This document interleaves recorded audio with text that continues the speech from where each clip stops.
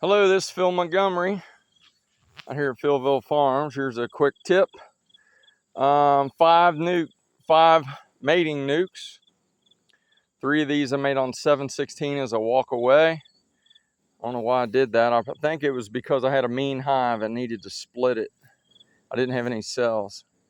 These 3 down here were done with cells. Out of the 3, 2 of them made a queen. 15 days later, the other one has not did it yet. We'll give them until I have another round of queens coming in or queen cells coming in about a week. And so we'll wait. And then if that don't work, we'll put another cell in. Here's a quick tip that might help you. On all these jars, what I did, these have been made for about 2 to 3 weeks. I've been feeding them and keeping their quart jar feeders full. All but one of these is jam-packed with funny honey, which is what I call sugar water that the bees turn into honey. If I would have kept feeding them, they would not have anywhere to lay. And so I have got to stop feeding for a week or 2, let them consume, or this time of year, since it's in August, it may be a good idea just simply to take one and give them an empty comb. That's probably what I'm going to do, and just keep on feeding them, because I need all of this funny honey made for fall.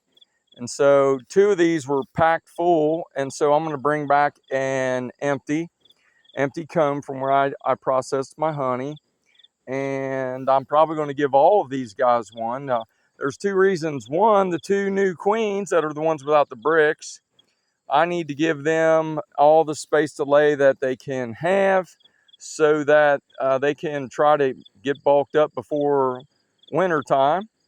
And then the other ones, they can just keep on making funny honey for me. It gives bees something to do. I only had one of these was making some comb. All the rest of them did not. The one with the most bees was making comb. It made about a half a frame of comb.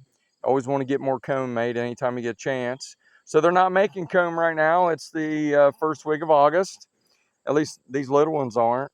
And I'm going to check the big ones here soon, see if they're still making. They're almost fully built. So the tip is, don't overfeed your nukes. You can have so much funny honey in there that they don't have a place to lay. And if they don't have a place to lay, you'll get in and think, dang, I don't have a queen.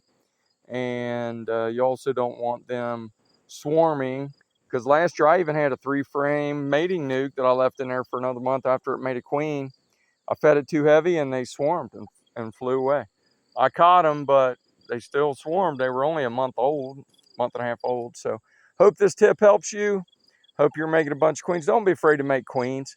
Get out there, do all the different ways. Do walk away, do grafting, steal cells. This year, about 60% of my queens were made from where the hives made swarm cells, and I just cut them out. All you got to do, I'll have to make a video on that. All you have to do is get a pocket knife, trim behind it on both sides, and they also, in the front of it, they like to attach it also. You got to get underneath there and cut it out a little bit, cut it off the bottom, stick it in. Then what I do, I take a little bit of wax and help pack it in. And I think what I'm going to start doing is taking my pocket knife, or one of those adjustable, or not a pocket knife, a pocket lighter, or one of those lighters with long stem, and start melting it in place. I think that would be a good idea.